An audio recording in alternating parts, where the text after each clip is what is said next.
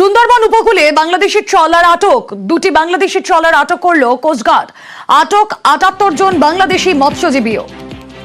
সুন্দরবন উপকূলে বাংলাদেশি ট্রলার আটক, দুটি বাংলাদেশি ট্রলার আটক করল কোস্টগার্ড।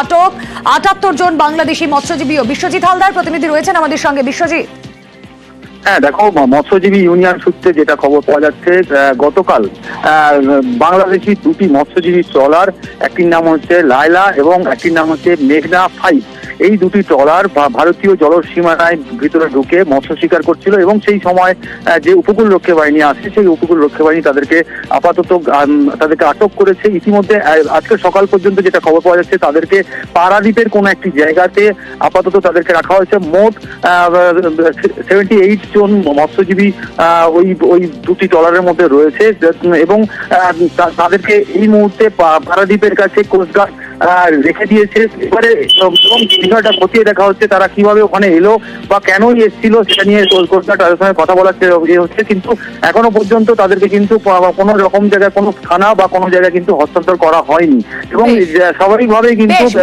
কাজ